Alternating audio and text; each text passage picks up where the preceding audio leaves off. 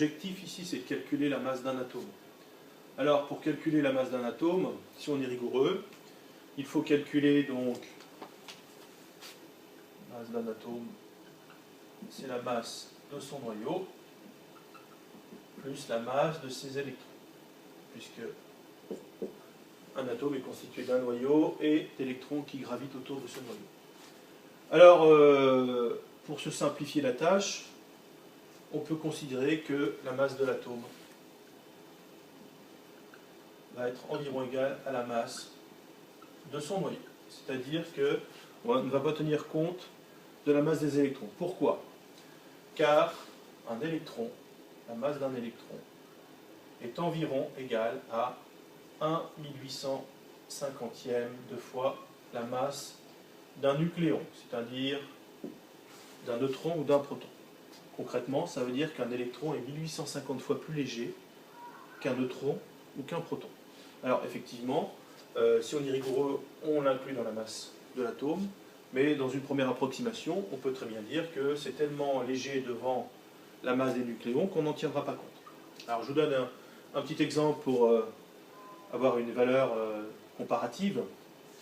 Si jamais votre papa décide de calculer la masse de sa voiture, il va aller donc sur une balance appropriée, par exemple la balance d'un silo à grains.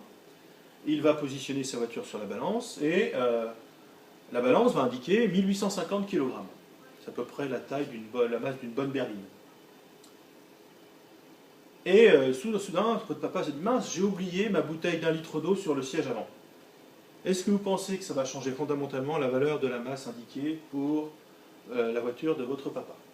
Effectivement, ça ne va pas donner le même résultat. Au lieu d'avoir une valeur égale à 1850 kg, la balance indiquera 1851 kg, c'est-à-dire les 1850 de la voiture, plus les 1 kg de la bouteille d'eau. Donc, fondamentalement, c'est différent, mais en première approximation, ça donne la même valeur, c'est-à-dire que ça tourne autour de 1850 kg, et c'est ce que l'on voulait savoir. Et bien là, c'est exactement pareil. Là, vous avez votre voiture, et là, vous avez votre litre d'eau. Conclusion. Pour calculer la masse d'un atome, en seconde, on fait simple, on calcule la masse de son noyau. Alors, maintenant, comment calcule-t-on la masse du noyau? La masse du noyau, c'est égal à la masse des protons plus la masse des neutrons. Sauf que là, on va encore simplifier le problème. Pourquoi? Parce qu'on va dire que la masse d'un proton, c'est la même que celle d'un neutron. Donc, c'est égal à la masse des nucléons. Il suffit donc de connaître la valeur de la masse d'un d'entre eux et de multiplier par le nombre de nucléons. Si je veux calculer la masse de mon panier de pommes, que je connais la masse d'une pomme, la masse du panier de pommes, ça sera bien la masse d'une pomme, fois le nombre de pommes. Et bien là, c'est exactement pareil. On connaît le nombre de nucléons qu'il y a dans un noyau, il y en a A. Et on vous donnera la masse d'un nucléon. Donc, conclusion, la masse du noyau,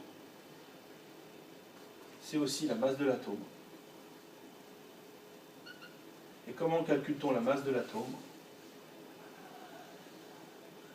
En multipliant la masse d'un nucléon par le nombre de nucléons que contient son noyau. C'est tout simple.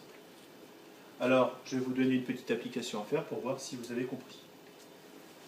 Je vous demande d'écrire la formule littérale qui permet de calculer la masse d'un atome de chlore 1735. Pour ce faire, je vous donne la valeur numérique suivante. La masse d'un nucléon, c'est 1,67 fois 10 puissance moins 27 kg.